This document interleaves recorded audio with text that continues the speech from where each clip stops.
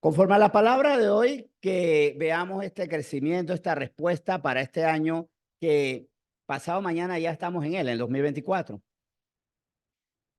El crecimiento más importante implica que se puede crecer en más de un área.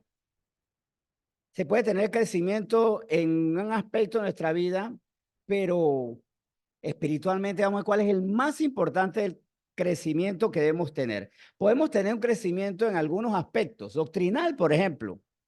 Podemos ser maestros de la doctrina y carecer del más importante, vital, fundamental crecimiento.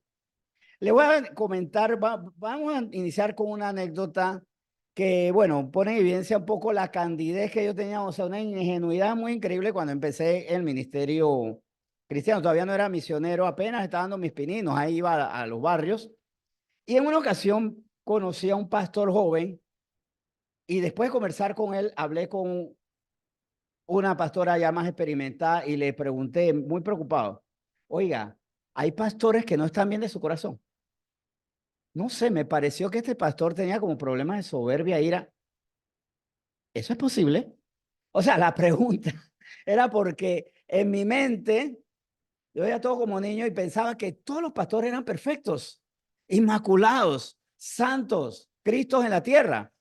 Y cuando vi este que tenía como algunas falencias, me inquieté, ¿será posible que un siervo de Dios no esté bien en su corazón?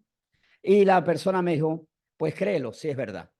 Hay muchos que tienen muchas dificultades, muchos problemas. Su carácter está deteriorado.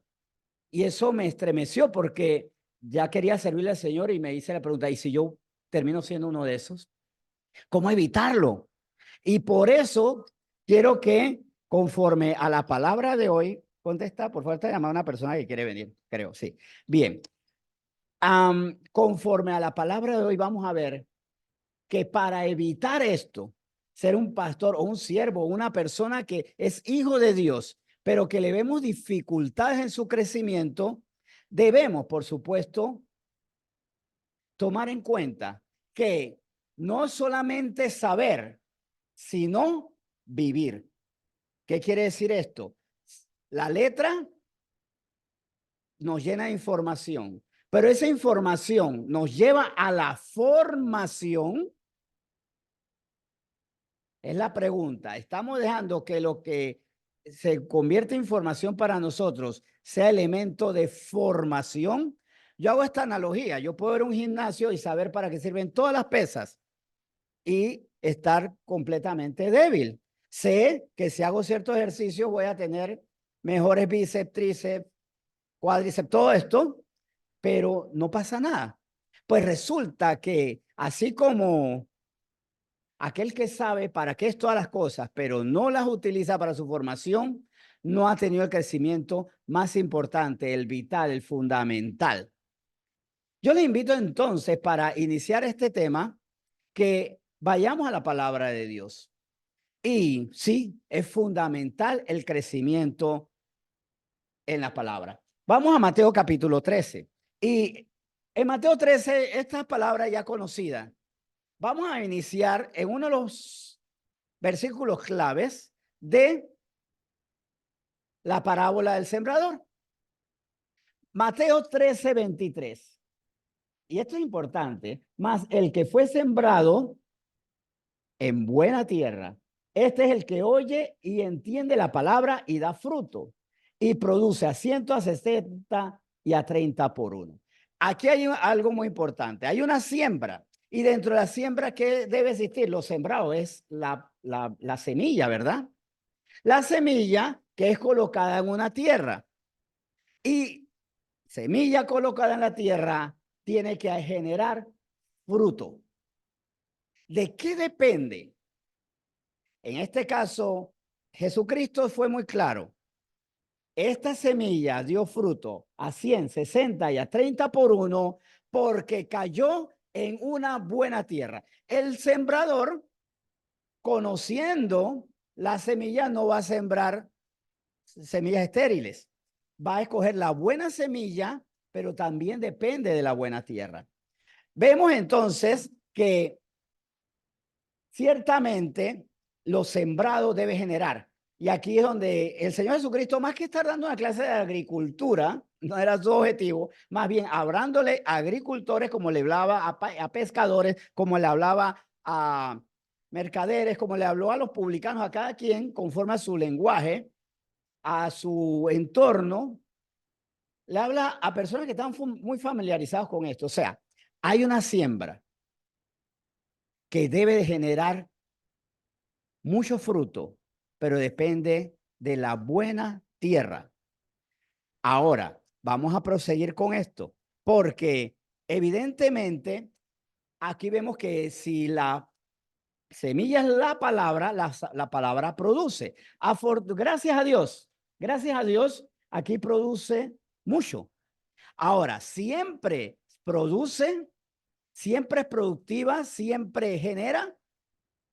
No siempre. Y aquí es donde tenemos que aterrizar en un concepto que debe ser inquietante para nosotros y que nos quede como una advertencia muy bonita para nosotros y para otras personas que vemos que quieren conocer a Dios.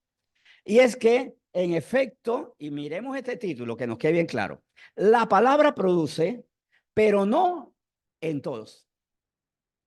La misma semilla, y de hecho la parábola del sembrador habla de una palabra que depende del terreno. Y siempre el terreno aquí simboliza, o donde cae la semilla, simboliza corazones. Vemos que hay una tierra que es fructífera, pero vamos a ver dónde la semilla no produce. Y por eso hay cristianos que vemos que pasan los años y como que pasan los años, pasan los calendarios, pero no ocurre nada. Ocurre escasamente. Y otros, para la gloria de Dios, producen mucho. Vamos a volver a Mateo capítulo 13. Y en Mateo 13, ahora vamos al versículo 19. Mateo 13, 19 nos dice de tal manera, y hago lectura a continuación. Cuando alguno oye la palabra del reino y no la entiende, viene el malo y arrebata lo que fue sembrado en su corazón. Este es el que fue sembrado junto al camino. La misma semilla, el mismo sembrador, pero el terreno cambia. Y en una iglesia puede haber buena tierra, como hay personas que tienen el corazón como el camino, junto al camino, donde no nace, no produce, donde muere. Entonces, cuando alguno oye la palabra del reino y no la entiende, quedémonos con eso, no entender, cuando yo no entiendo la verdad, esa verdad es arrebatada. ¿Hasta qué punto Eva entendió lo que le había dicho su esposo y lo que el esposo había escuchado de Dios? Ciertamente, todo fruto comeréis.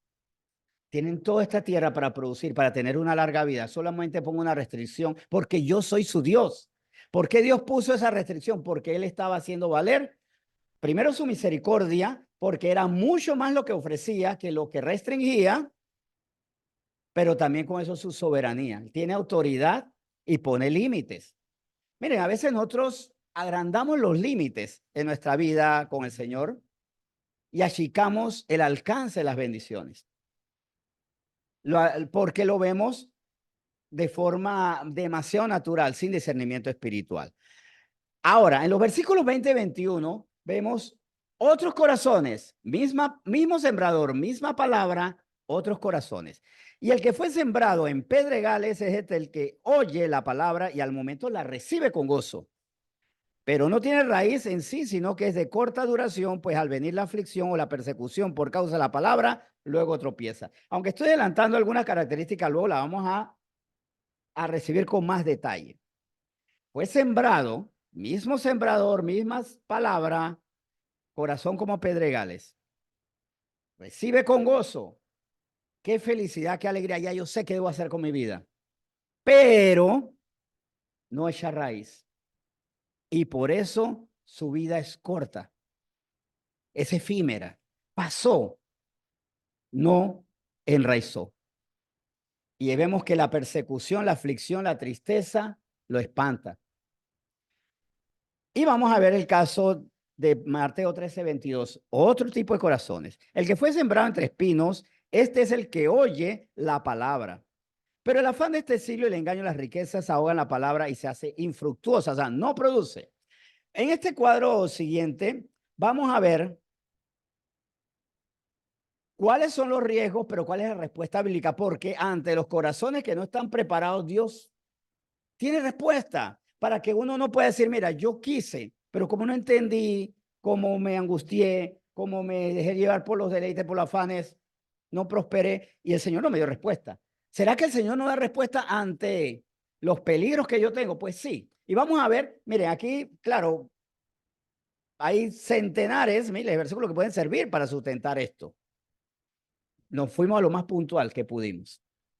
En cuanto a la primera semilla que no produce, la que cayó junto al camino. Bien, la palabra no produce fruto si no se entiende. Si yo no entiendo, no puedo producir. ¿Cuál es la respuesta bíblica? Porque saben que yo confío que muchas veces escuché palabras y no la entendía. No sabía qué hacer con ella o mal la entendí. Pues el Señor nos da la respuesta. Dice Salmo 25:4. Muéstrame, oh Jehová, tus caminos, enséñame tus sendas. Si la palabra me llega a clamar, bendito sea. Hay veces que será evidente. Hay veces que me llevará a la oración. El clamor más grande que yo tuve fue un día cuando yo leo este versículo. Para mí, vivir es Cristo, morir es ganancia. No puede ser ganancia, decía yo en ese tiempo. Y me llevó a un dolor. El dolor, bueno, esto ya lo he dicho otras veces, el dolor de que no le creía al Señor. Yo decía, morir es pérdida. No puede ser, claro, estaba muy fresco. Y clamando, el Señor me mostró por qué sí, morir en Cristo es ganancia. No lo entendía. ¿Me dejé espantar por eso? No. Pero si en la oración tengo temor, creo que no entiendo, no discierno la voz de Dios, vamos a ver el caso de alguien que estaba en angustia.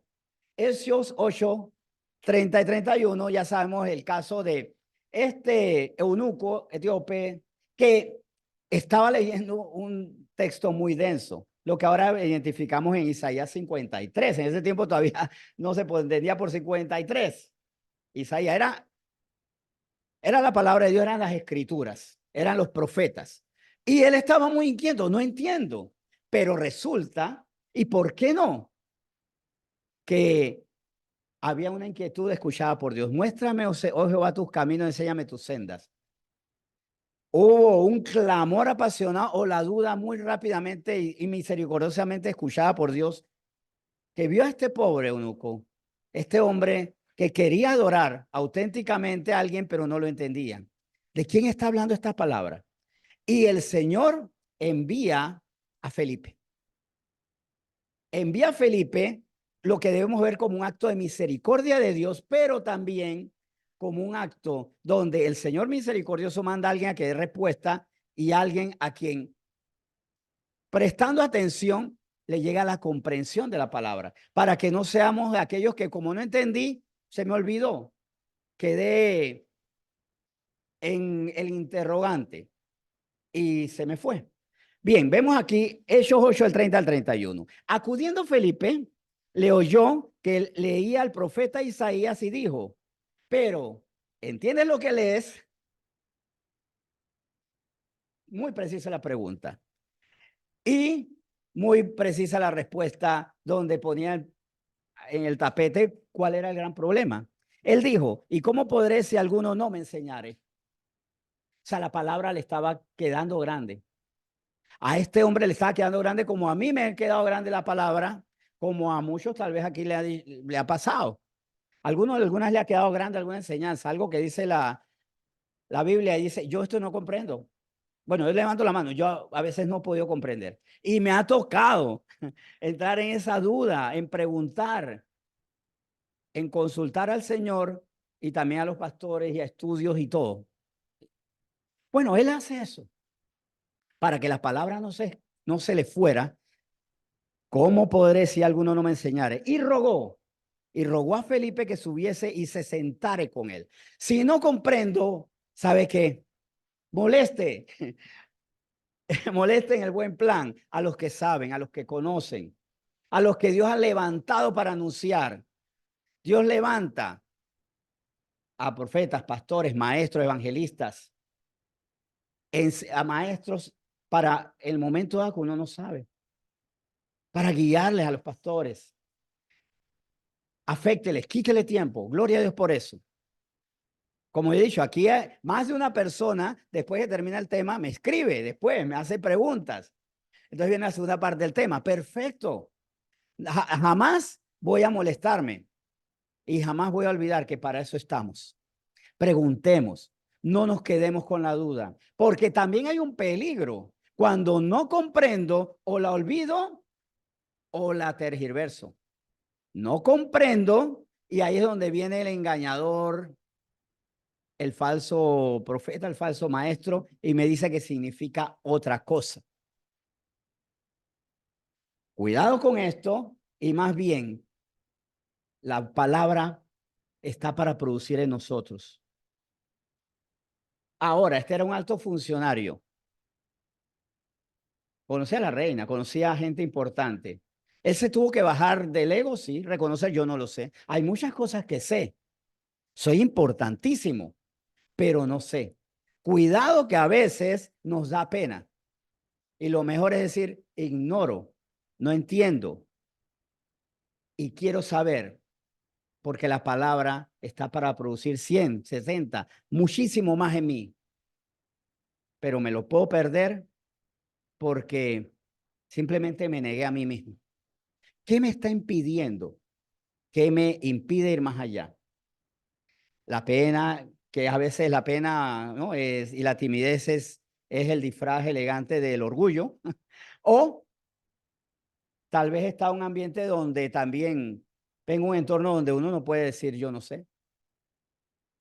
Puede ser que yo venga a un entorno donde decir yo no sé es bochornoso. Quitémonos ese chip, quitémonos ese esquema. Ahora, la palabra, también aquí hay otra barrera. La palabra no produce frutos si se siembra solamente en la emoción. Está bien que la palabra me genere gozo, pero que me se genere gozo es el primer paso, pero también que hay un gozo en el alma, pero recordemos que hay un gozo en el espíritu, porque el fruto del Espíritu Santo es amor, gozo, paz, paciencia, benignidad, bondad, fe, mansedumbre, templanza. Lo tenemos claro. Pero para pasar de ese gozo en la emoción, en el bombazo, en lo maravilloso, en lo brillante, al gozo espiritual, debe haber un entendimiento. ¿Y cuál es la respuesta? Porque si solamente nos quedamos en la emoción y sobre todo cuidado con esas prédicas donde se genera emoción, tampoco que podemos ser completamente fríos. Cuando yo sé que el Señor había tenido misericordia de mí y me había salvado, yo tuve tanto gozo que me fui a explicarle a otros que también debían ser salvos. Es lo correcto. Pero cuidado con esos mensajes que son más bien motivacional para el alma, generar emociones. Ahora, ¿cuál es la respuesta bíblica a esto? Hebreos 11:1 ya todos lo conocemos, ¿verdad? Leerlo no está de más, pero es un versículo que ya debe ser para nosotros, tal como decir nuestro nombre, apellido y número de cédula, ¿no? Es pues la fe, la certeza de lo que se espera, la convicción de lo que no se ve. ¿Cómo el Señor combate la emoción con la verdad? O sea, qué es lo contrario a la emoción? La certeza. Yo sé que algo va a pasar.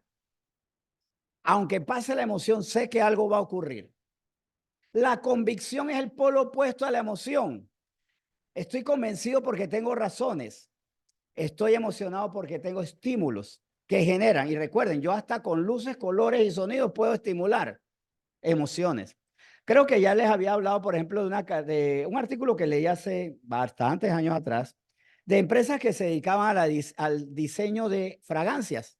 Nunca les había comentado esto.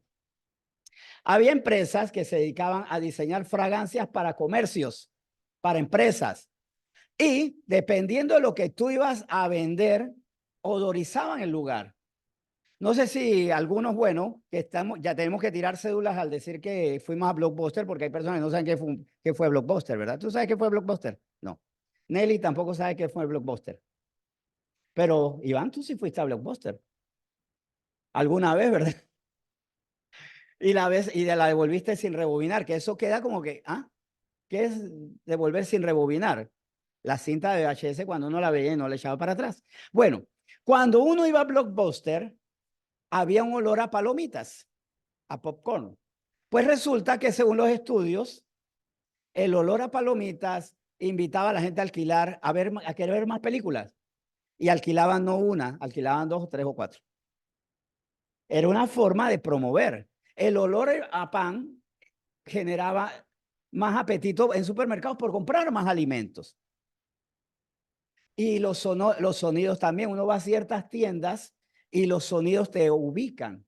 Sobre todo las tiendas ya a mayor precio, mayor o más extraña es la música. Ya la música no es no es el pindín de barrio, sino de repente te encuentras esta artista neerlandesa que hace música electrónica para estimular un estatus como es sofisticado. Entonces eres tan sofisticado como esa canción que no entiendes, de música electrónica, de house o demás. Bueno, en fin, las emociones yo las puedo manejar incluso por colores, por olores, por ritmos. Por eso que las películas de terror tienen sonidos, colores grises, celestes, las de ficción ciertos verdes y las románticas full color. Y las comedias también, y ciertos movimientos. Por eso es que en las películas, cuando hay peleas, la cámara se mueva, para generar la emoción de la pelea. O sea, ven cómo pueden manejar las emociones las personas. El Señor no se maneja por emociones, por convicción. Para evitar, debo también asociar el entendimiento con estar convencido. Yo creo esto. Creo, asumo que es verdad, tengo la certeza y de ahí no me mueve nadie. Debo, aunque no lo termine de entender, bueno, desarrollarme el conocimiento, aunque no me termine de emocionar, aunque me genere sentimientos adversos, debo creer que está bien. Que cuando la primera vez me dijeron que Cristo venía pronto, sentí alegría, sentí temor, pero asumí que si el Señor dice que clamáramos porque Él viene, que amáramos su segunda venida, tengo que alegrarme por eso, lo hago por convicción. Y aquí, muy importante lo que dice Hebreos 11:1, pero vamos a asociarlo a Juan 16:33. Estas cosas os he hablado para que en mí tengáis paz. En el mundo tendréis aflicción, pero confiad, yo he vencido al mundo. Es que resulta que una emoción que es enemiga de la fe es la aflicción. Todo iba bien hasta que presiento que puede ir mal. Todo iba muy bien hasta que resulta que la palabra me puede quitar algo. Y hay casos muy tristes. Todos conocemos personas que van a la iglesia hasta que un día le dicen, tú no debes seguir en esa actividad. Eso no es para ti. Deja ese trabajo. Esa es la otra. Ese no es el muchacho para ti. Esa chica no es para ti. Y ahí se genera una emoción que va en detrimento. Recordemos que el joven rico eso fue lo que le deprimió. El Señor le pone un reto y no pudo con él. Vende toda tu riqueza. ¿Y cómo se fue el muchacho? Triste. La aflicción que me genera a mí, que no produzca, que no ocurra nada en mi vida. Y recuerden, aquí nos vamos a enfocar sobre todo es que pase algo en mi vida, que haya crecimiento, que me convierta en otra persona. La samaritana pudo haber también faltado en eso porque el Señor les puso, tú no tienes una relación legítima, no es lo tuyo. Mateo también se tuvo que haber expuesto. Cuando seguir al Señor, de hecho, lo llevó a perder su modus vivendi como publicano. Pero él creció porque no se dejó llevar por la aflicción. Y el Señor nos advierte a nosotros, bienvenidos al cristianismo, van a tener muchas aflicciones. Por supuesto que ante eso, ¿cuál es nuestra actitud? Una de las tonterías que cometí yo, creo que la comenté, pero de todas maneras, y si no, porque a ver, ya no sé cuál es la que he dicho y cuáles no, fue cuando me dieron mi primera guía devocional. Creo que les conté. La primera vez que me dieron una guía devocional, ese día tocaba Filemón.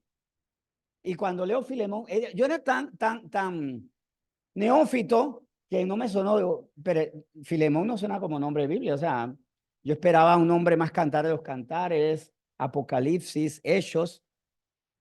Y por mi necedad y me apuro, no terminaba de agarrarle el gusto a la carta de Filemón.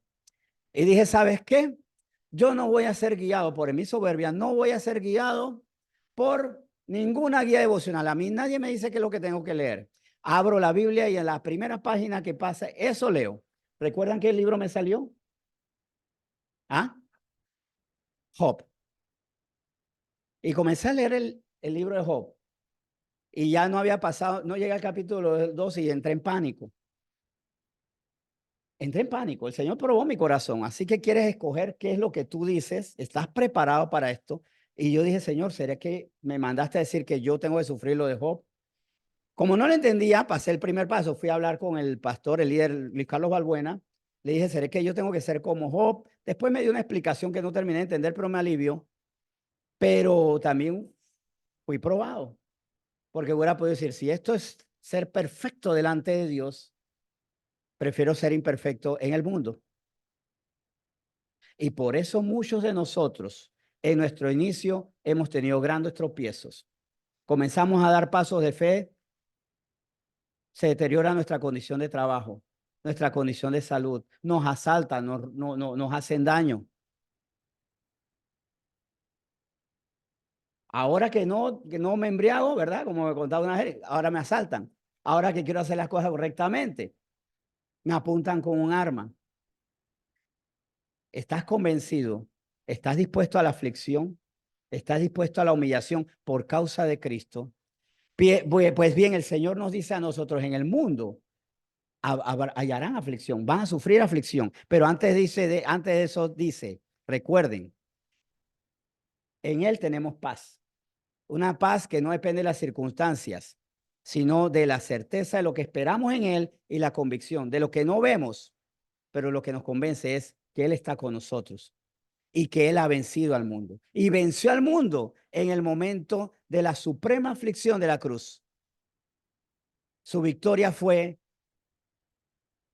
asentado sobre el máximo dolor que puedo tener. No solo la cruz del Calvario, su sangre derramada, sino cargar con la culpa, el pecado del mundo y en ese momento no tener esa comunión con el Señor. Señor, ¿por qué me has desamparado? ¿Por qué me has dejado con esta carga? Ahora, quien no produce fruto, recuerda, estamos viendo personas que no producen, que no les pasa nada, no crecen. Quien no produce fruto es porque no quita aquellas cosas que pueden ahogar la semilla. Miren, cuando nosotros vamos a iniciar, hay cosas que van a tratar de tumbarnos, van a tratar de derribarnos, van a tratar de eliminarnos. Los afanes del mundo, la gloria, el poder. Miren, cuando alguien poderoso, alguien famoso, dice, quiero seguir a Cristo, es necesario orar por esas personas, porque son muy tentadas. Pero también cuando alguien, al entrar en este camino, ve que está en peligro su estatus sentimental. Y muchas veces han comenzado con lágrimas, porque la primera persona que pierden puede ser su pareja o incluso a su familia, que no admiten que usted ahora sea una nueva criatura. De hecho, es una forma muy fácil de perder amigos, los amigos del mundo. Comenzar a hacer las cosas que no agradan al Señor, perdón, dejar de hacer las cosas que no agradan al Señor para seguirlo a Él. Aquí ciertamente, ¿qué nos dice Mateo 19? ¿Se acuerda que había hablado del joven rico? Él tenía que quitar un estorbo. Y ahí es donde yo tengo que identificar qué puede estorbarme, qué es lo que puede ser el impedimento para que yo crezca. Jesús le dijo, si quieres ser perfecto, anda, vende lo que tienes y dalo a los pobres y tendrás tesoro en el cielo y ven y sígueme. Oyendo el joven esta palabra se fue triste porque tenía muchas posesiones. Cristo no tiene problema con los ricos. sino con los que su Dios es el dinero. Porque gran mal es el amor al dinero. No el dinero, es el amor al dinero. Porque Dios no llama a cada rico para que se desprenda de todo. En el caso de Abraham, deja tu parentela, deja tu tierra y tu parentela. Y él se fue con posesiones. ¿Por qué? Porque el Dios de Abraham no era el tesoro, el patrimonio. Ese no era el Dios de él. Aquí, claro, si este hombre hubiera tenido otro Dios que era muy famoso, le hubiera, vete a un lugar donde nadie sepa quién eres tú. De hecho, yo conozco un famoso que él vivió un momento curioso. Aquí en Panamá, un famoso de la televisión va a un lugar de Colón que es La Guaira, por allá, y allá no llega la televisión y nadie sabía quién era él, y quedó desconcertado.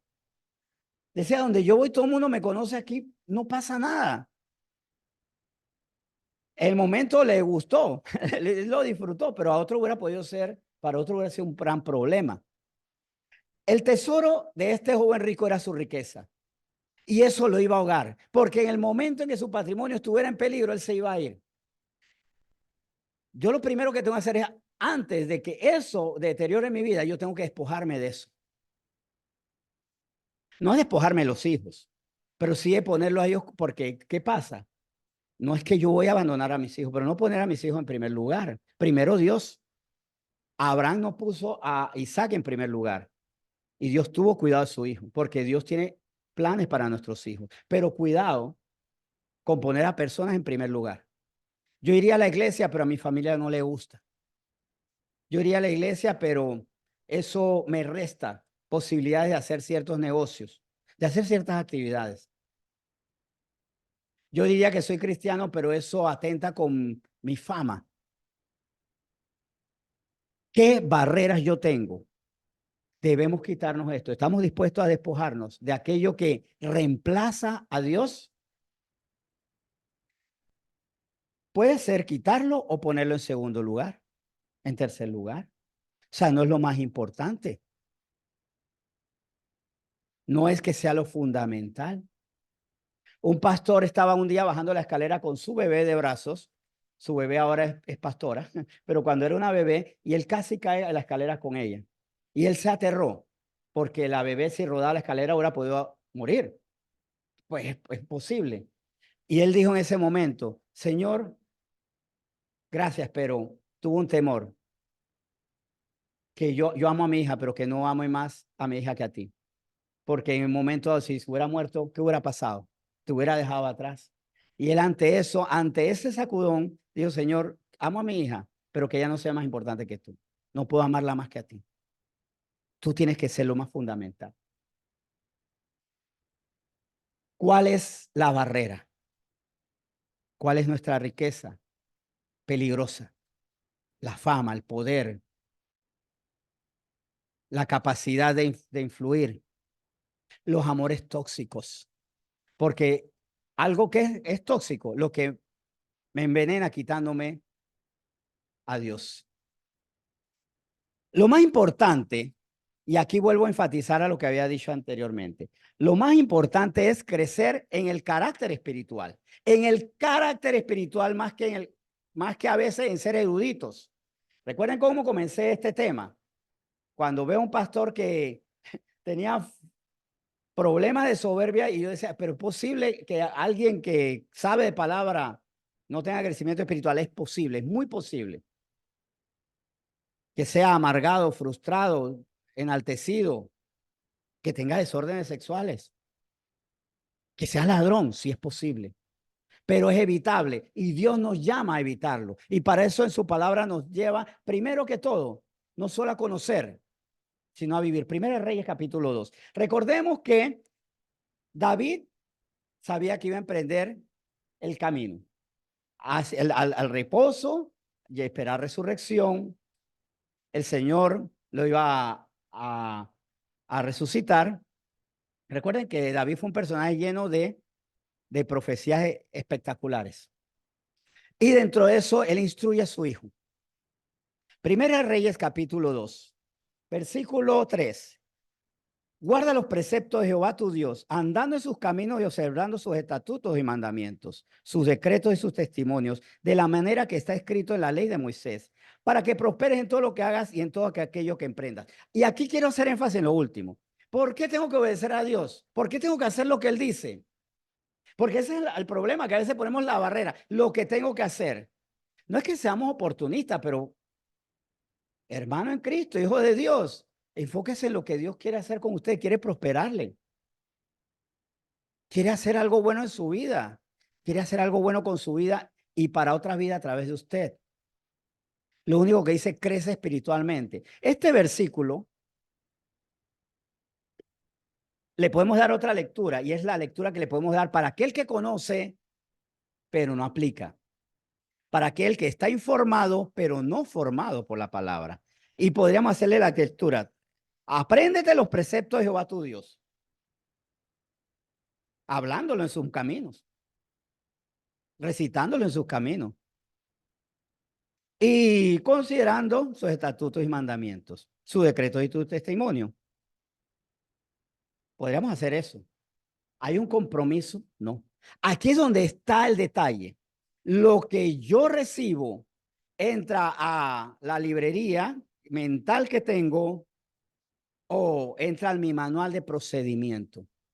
Me expone ante lo que no estoy haciendo y me propone, o más bien me impone, porque más que, y en este sentido plan, es justo y correcto, más que Dios proponer, a veces quiero pensar un Dios que Él presenta el camino, pero quiero verlo como una imposición. O sea, el Señor me dice, debo hacerlo. Es que la imposición es mala. Si yo le digo a una persona, mira, no te propongo, te impongo, tienes que respirar, si no te vas a ahogar. ¿Es algo malo? No, por supuesto, estoy garantizándole la vida. Necesitas hacer esto para poder sobrevivir. El no decirlo sería un acto de crueldad, de maldad. Guarda sus preceptos, anda en ellos. No solamente considéralos, enséñalos a los demás. Nuestra vida, conforme a la ley de Dios, depende de a la profundidad de su entendimiento y a la diligencia, a la prontitud de hacer. Y en ese sentido, quiero rebatir algo que he escuchado. De buena fe, de buena intención, he escuchado esto, es que la persona todavía no está preparada para hacerlo. Hay que esperar que nazca, hay que orar para que le nazca en el corazón. Yo le digo una cosa, que lo haga aunque todavía no esté preparada. ¿Por qué? Es que lo va a hacer falsamente. No, es una manera que conozca que está mal. Es que si yo tengo que ir a pedir perdón a una persona y siento que fue tan artificial como hijo de Dios, me estoy haciendo un examen. Yo todavía no sé perdonar. Yo todavía no puedo hacer. Vaya y dele al desventurado. Y lo hago sufriendo porque ya perdí el recurso. Así me expongo. Y ahí es donde yo delante de Dios digo, Señor, yo hice esto, pero lo hice de forma artificial. Lo hice con lamento. Me quedan dos caminos. O no hacerlo más para no sufrir, que es el incorrecto, o el correcto. ¿Sabe qué, Señor? Tengo que ser apto para esto. Tengo que ser apto. Cuidado con eso, es que tengo que ir preparando mi camino para el perdón. Tengo que preparar mi camino para hacer lo correcto. Más bien, andando, te hace camino al andar. No es versículo bíblico, pero ciertamente es así. Porque estoy exponiendo mi incapacidad. Y si aquí hay alguna pregunta al respecto, sin caer en filosofía cristiana, sino en principios bíblicos, sin caer en divagaciones. Pero hacer algo para lo que no estoy apto, expone que necesito ser apto para eso. Vamos a ponerlo en el plano laboral. ¿Quién en su trabajo le han puesto una tarea que no puede hacer? ¿Alguna vez le han puesto una tarea que es más grande que su conocimiento? ¿Te ha pasado? A mí me ha pasado. ¿Alguna vez le ha pasado algo que no manejan? ¿Qué les indica eso? O no me meto más o mejor sabe que me toca aprenderlo. Así tiene que ser espiritualmente. Tenemos que ser radicales. Yo no puedo perdonar, pues hazlo porque ahí vas a descubrir qué tan cierto, qué tan fuerte, qué tan veraz eres en tu vida espiritual. A menos que de antemano confieses que no y por lo menos dejamos las cosas claras. El Señor Jesús no le dijo, prepara tu corazón para cuando puedas. No, hazlo ya. le hizo el examen de inmediato. Que esto sirvió para que él luego llegara al arrepentimiento y decir, yo todavía no cumplo los requisitos de fe y obediencia. Le dijo a Abraham, ora hasta que algún día puedas llevar a tu hijo Abraham, perdón, a tu hijo Isaac a ser sacrificado, hazlo ya. Y él se preparó 3 días, perdón, de camino, andando con alguien que hasta ese momento, según la fotografía del momento, no iba a regresar con él. Cuidado con esa barrera que podemos poner es cuando esté preparado.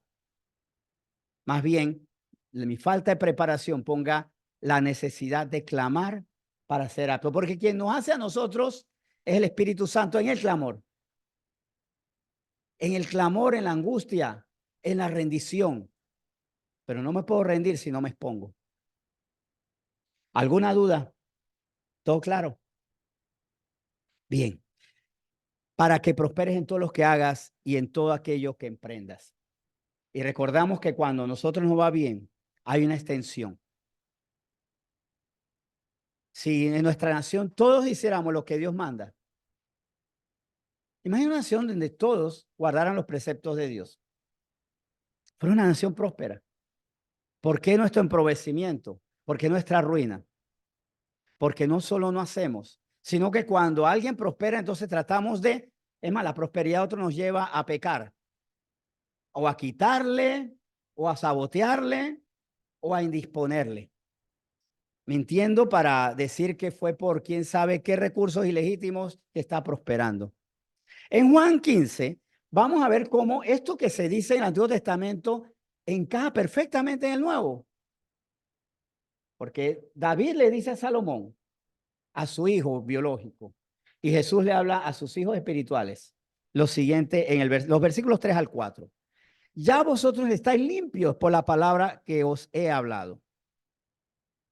¿Por qué estamos limpios? Porque nos limpia de las mentiras que antes creíamos. Claro, ahí es donde la angustia y la aflicción hace que yo no crezca, que muera la semilla, las aflicciones. Porque la verdad duele, sí.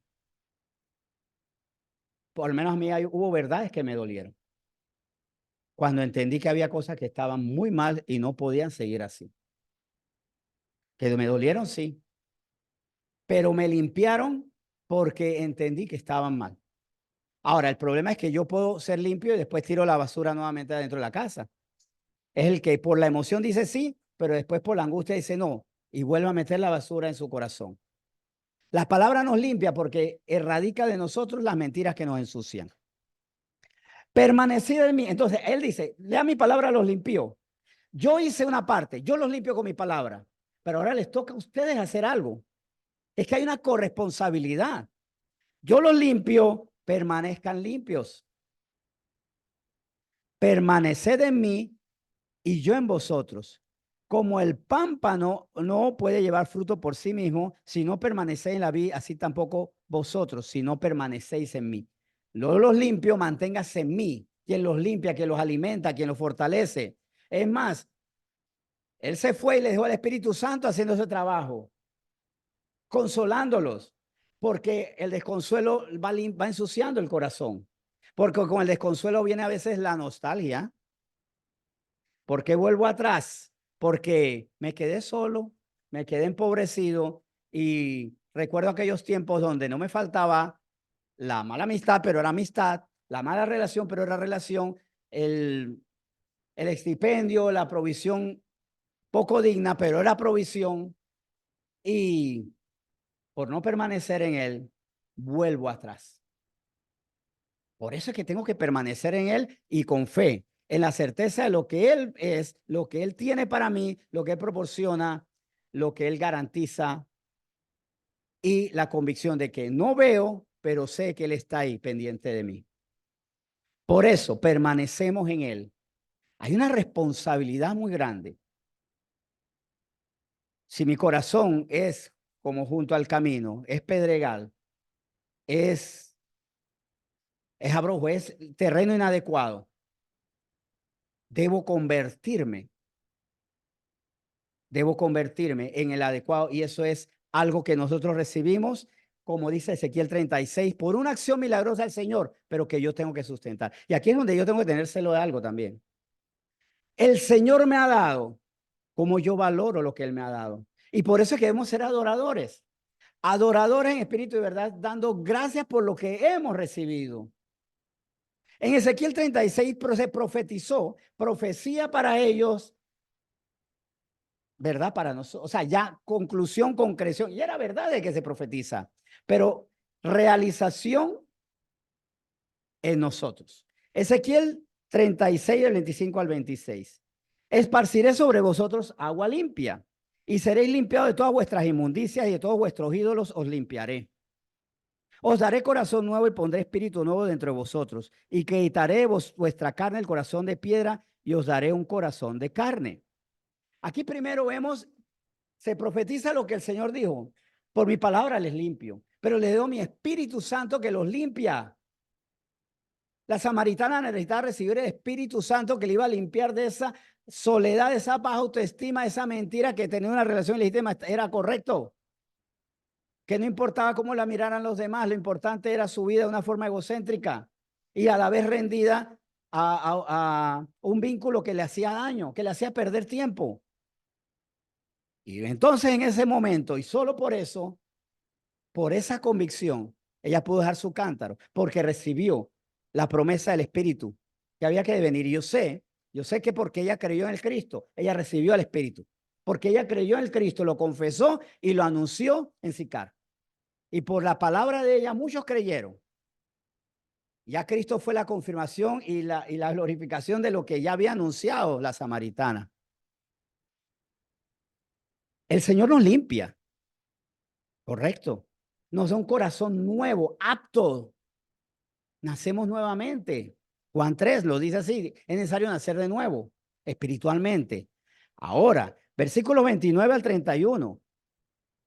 El Señor habla de un proceso de que Él no nos dejará solos. No nos deja solos. Dios inicia una relación con nosotros.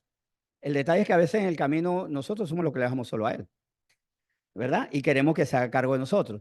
Y os guardaré de todas vuestras inmundicias y llamaré al trigo y lo multiplicaré y no os daré hambre. Habla de producir, pero espiritualmente. Multiplicaré asimismo el fruto de los árboles, el fruto de los campos, para que nunca más recibáis oprobio de hambre entre las naciones. Porque muchas veces recibimos oprobio, críticas, somos abochornados por la pobreza de nuestra alma, que nos hace caer en situaciones oprobiosas, bochornosas, absurdas. ¿Por qué tropezamos nuevamente con la misma piedra? Porque no importa el golpe, porque amamos la piedra. ¿Por qué caemos en las mismas situaciones que nos lastiman? Porque lastimados, pero no desamparados, decimos nosotros, porque queremos el amparo del mundo, de cosas que son inmundicias, que son pasajeras, que nos hacen daño. Y en el peor de los casos, tal vez no nos envenenan, pero tampoco nos alimentan para nada. Son puro placebo, no nos sanan, no nos curan. Y os acordaréis de ahí, el Señor nos llama a algo. ¿Cuál es nuestra responsabilidad ante lo que Él hace? Nos da su espíritu, nos da su palabra, nos da un corazón competente para recibir su palabra. Nos da el Espíritu Santo y si no tenemos sabiduría se la pedimos a Dios y nos la da abundantemente. Porque toda dádiva buena viene del cielo y dentro de eso la sabiduría que Él nos da para comprender. Y por eso, ahora Él dice, a usted le toca algo. Señoras y señores, a usted le toca algo, jóvenes y no tan jóvenes. Os acordaréis de vuestros malos caminos y de vuestras obras que no fueron buenas.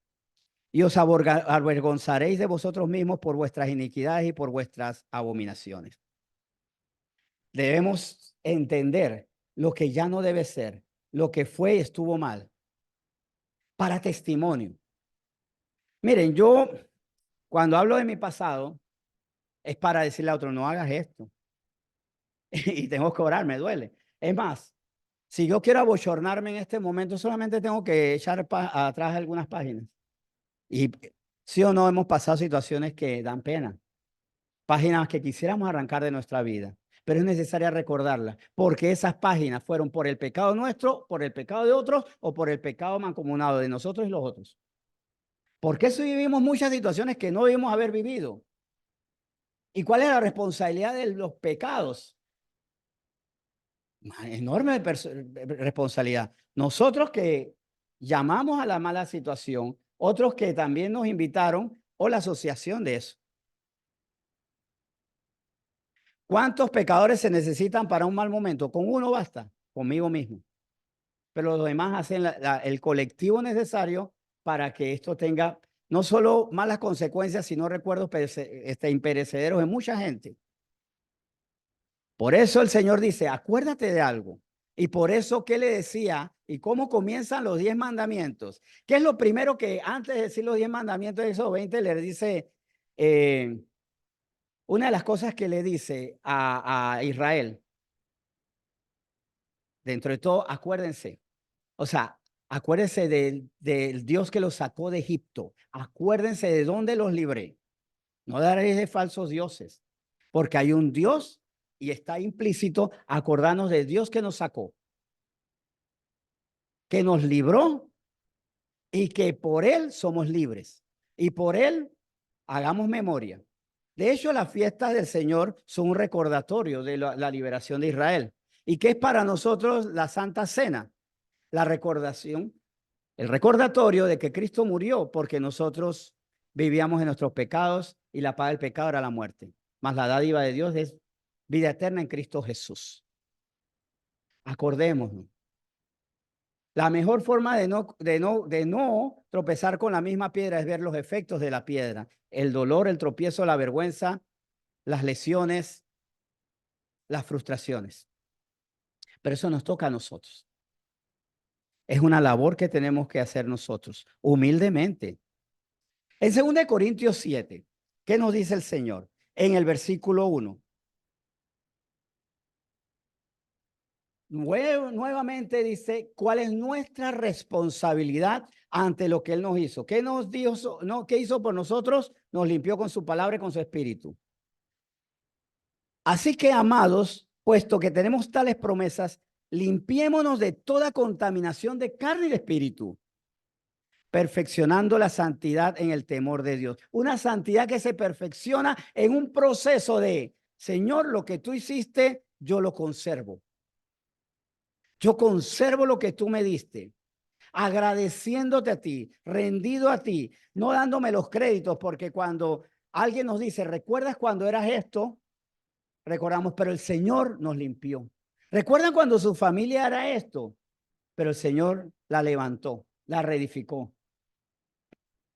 ¿Recuerdas cuando vivías estas situaciones deplorables? Sí, pero el Señor las borró. Y ahí nosotros tenemos que mantenernos un proceso muy interesante que dice aquí, perfeccionar la santidad. En el temor, en la reverencia, en la honra a Dios.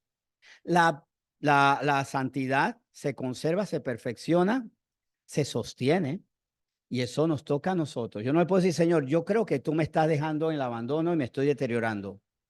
Yo, que te he dejado el Espíritu Santo habitando dentro de ti, para que no estés solo, no estés desconsolado, ni estar caminando en la ignorancia o en no sé qué pasó, porque no recuerda todas las cosas. Y aquí quiero que ir a un punto crucial. No solamente es crecer en el conocimiento, sino en la práctica, en el reconocimiento.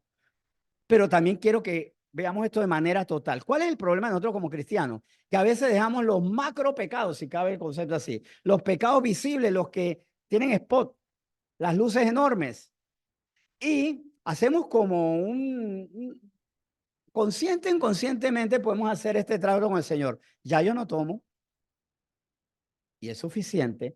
Y miren este cuadro. Advertencia, advertencia. Y si alguien nos cae, bueno, démosle la gracia a Dios. Debemos ser transformados totalmente, completamente. No eliminemos solamente los pecados evidentes.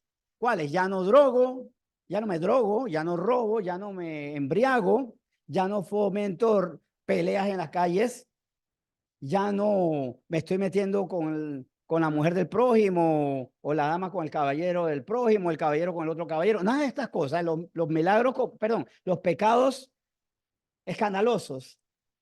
y digo, bueno, ya estoy bien, eso es lo que el Señor quiere. Es más, cuidado porque elimino los que son como notorios, pero por los pequeños estoy haciendo daño. Estoy haciendo daño a otras personas. ¿Por qué? Vamos a verlo. Los pecados evidentes los quitamos, pero ¿qué pasa? Puedo ser un alcohólico, pero amargado. El Señor me libró del alcoholismo, pero soy amargado. No hay gozo en mí, por decir algo. Puedo ser un pacifista, porque antes era peleonero, pero pesimista. Yo conozco una persona que por lo menos yo le digo, bueno, por decir un ejemplo, ¿no? Tiene ya un esquema mental. Creo que me van a ayudar, necesito que me ayuden entre el lunes o miércoles. Así que yo espero que el lunes y la persona dice el miércoles. O sea, siempre busca como la peor alternativa.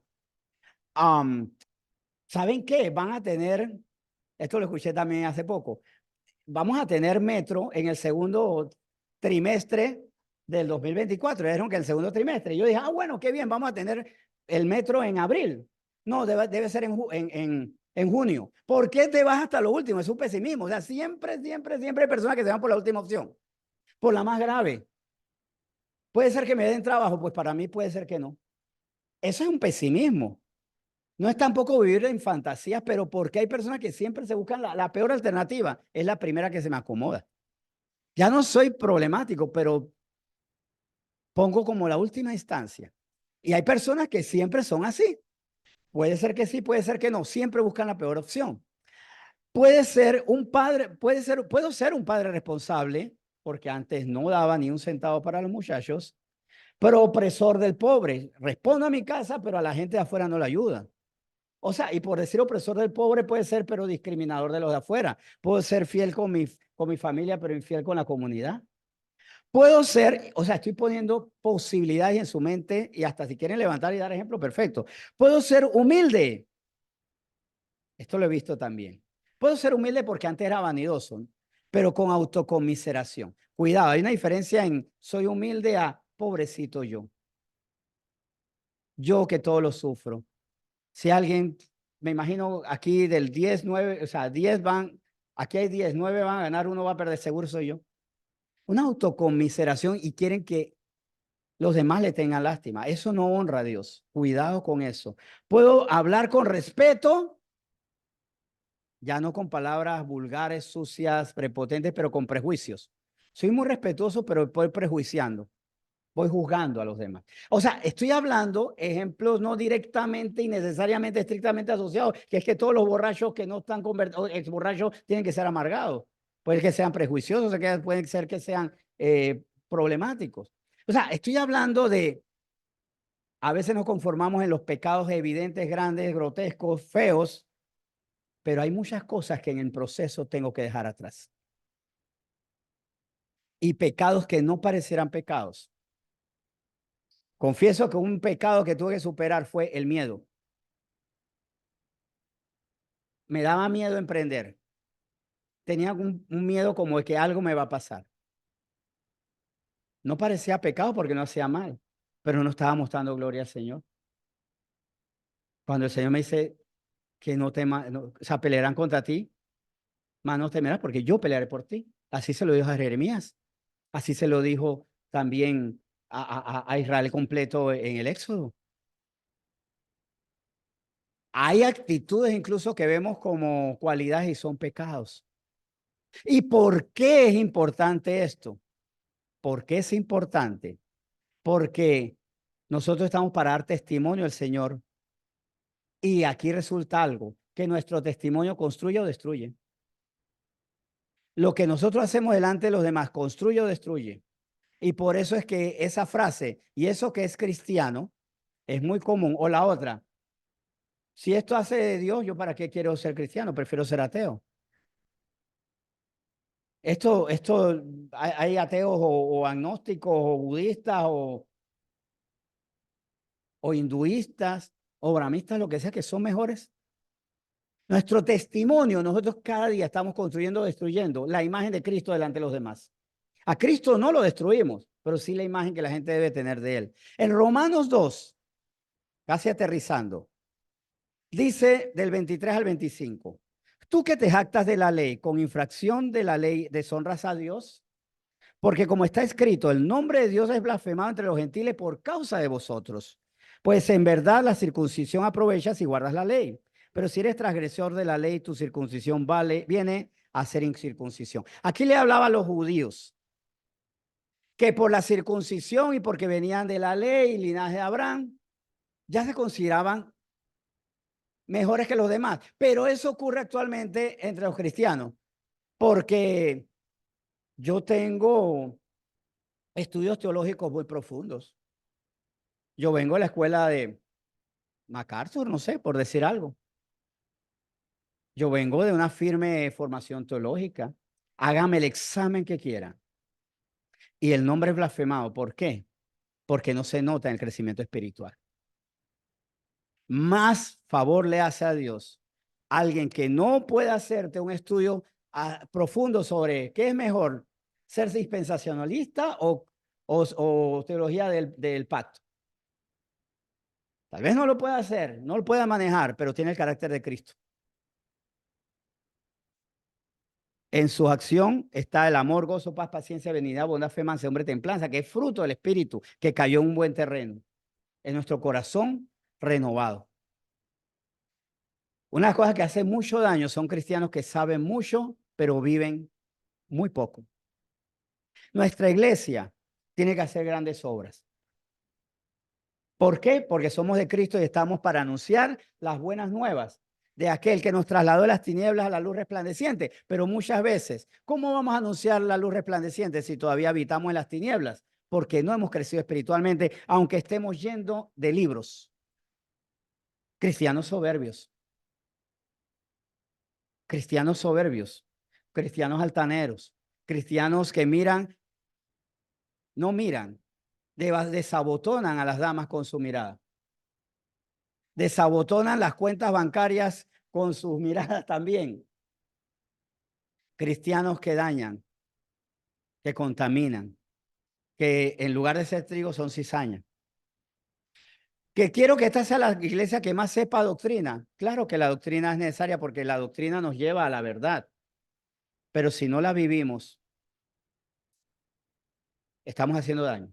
Somos como los romanos, perdón, como los judíos que en la carta a los romanos Pablo reprende. Porque somos de la circuncisión, pero por deshonrar la ley te hace más incircunciso que los incircuncisos. Por violar la verdad que lamentablemente hasta conocemos mejor. Conocemos más porque le hemos dedicado más tiempo a conocerla, a estudiarla. La estamos deshonrando porque no nos hemos hecho aptos. Y aquí es donde quiero cerrar algo. Reflexión final. Hagámonos aptos para la palabra, cuidando nuestro corazón, purificando nuestro corazón, diciendo, Señor, ya no puedo estar poniendo excusas. Es más, desafiándome. No voy a orar para que un día yo pueda perdonar. Voy a perdonar para saber que tengo que orar porque no soy perdonador. No voy a orar para algún día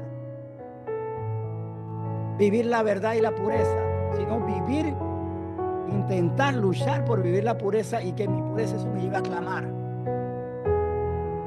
No voy a exponerme a la tribulación después de que he orado mucho para tener valor. Me voy a exponer y eso me lleva al clamor. En eso ser radicales.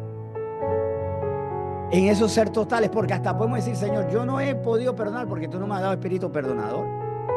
Cuidado, y estoy orando. Pero es una forma de hacer antesala y autoengañándome. El Señor quiere hacedores de la palabra. No solo planificadores de la palabra. El día que la hagan, serán maravillados.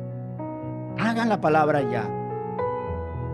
Y así como Abraham decía hace poco, no espero, Señor, yo voy a orar para ver cuándo, dentro de 2 o 3 meses, yo pueda cumplir. No, voy a hacerlo.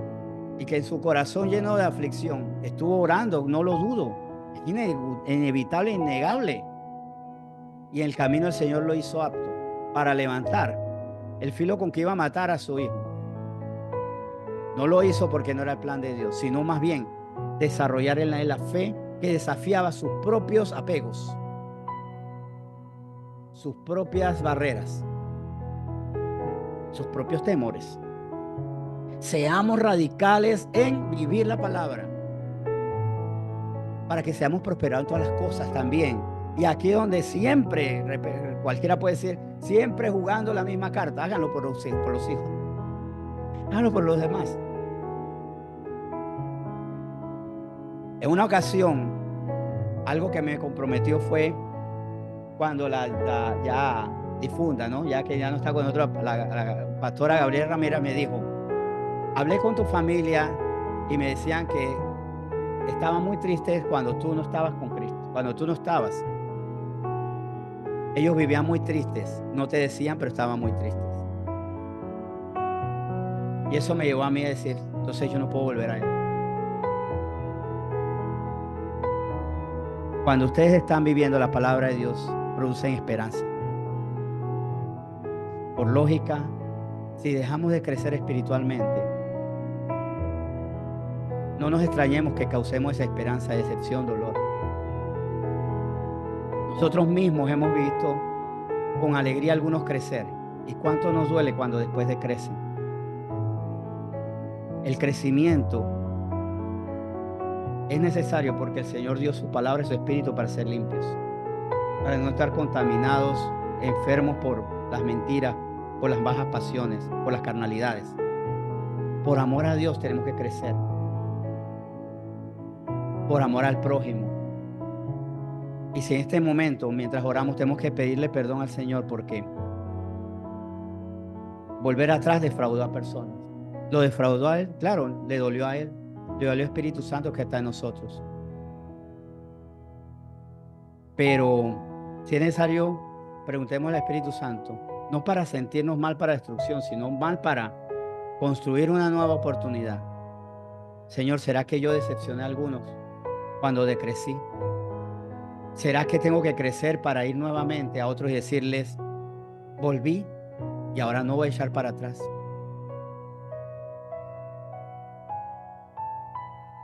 Es un acto de amor el crecer.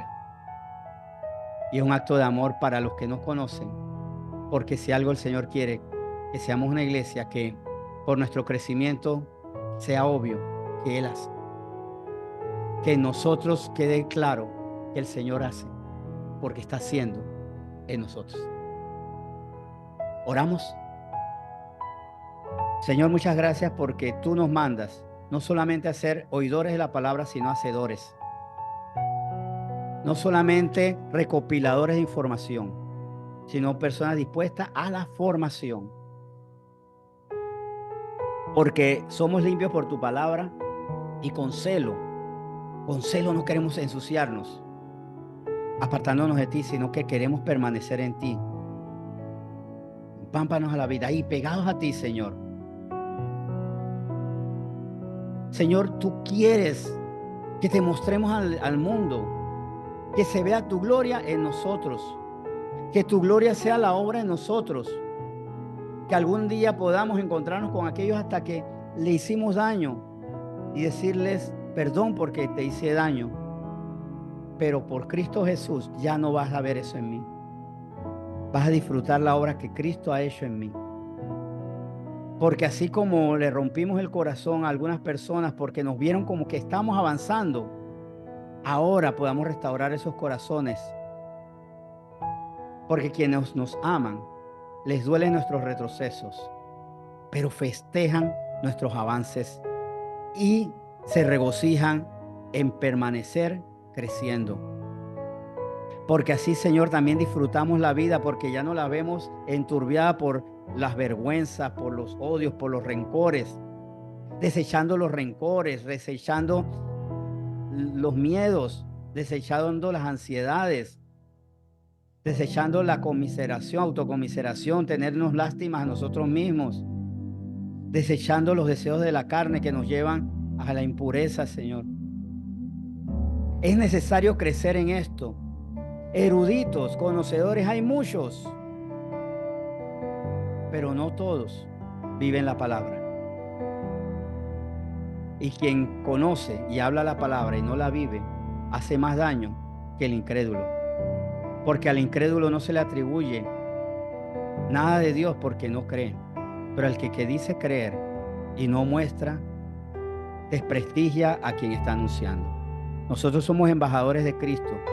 Tú nos dijiste así por medio del Espíritu Santo a Pablo en la segunda carta a los Corintios. Somos embajadores de Cristo para reconciliar al mundo contigo. Pero ¿cómo vamos a reconciliar al mundo contigo si más bien somos motivo de discrepancia, de dudas, de más discusiones, de maltrato, daño? Señor, perdónanos. Y ahora yo te pido, dándote gracias por limpiarnos con tu palabra y con tu espíritu, que nos enseñes recordándonos que nosotros está guardarnos, recordar de dónde salimos, recordar que hubo inmundicias y que tú no las quitaste. Tú no las quitaste, no tenías la obligación. Tu amor te llevó a hacer eso por nosotros. Tú no perdías, perdíamos nosotros. Tú nunca pierdes, mas nos viste, te dolió, y así como cuando recorrías toda aldea y mirabas como ovejas dispersas y pastor, aquellos que estaban dispersos, alejados de la verdad, y te dolía, mirabas compasivamente, así nos miraste a nosotros un día y dijiste: no, voy a limpiarte, voy a darte mi propio espíritu, voy a estar contigo hasta lo último, voy a prosperarte, y un día resucitarás para estar conmigo para siempre en cielo nuevo, tierra nueva. Estarás conmigo, yo contigo. Pero acércate a mí y deja que yo haga, que produzca al 100, al 60, al 30, que produzca mucho. No seas estéril, no estés lleno de palabra y ausente de obras. Señor, gracias por esta palabra y gracias por tu fidelidad, y porque si vivimos esto, las glorias que nos permitiste disfrutar o que propiciaste tú mismo en el 2023 serán mayores, porque tú dices: seamos íntegros, seamos de verdad, viviendo lo que tú nos enseñas y desafiándonos a hacer. Ya no más decirles que no estoy listo. Me preparo como Abraham, andando para cumplir lo que es imposible, pero tú me capacitas, porque no es en el tiempo que yo me fortalezco, es en Cristo que me fortaleces cuando viene la prueba. Hoy bendecimos este tiempo, dándote gracias en nombre de Cristo Jesús. Amén.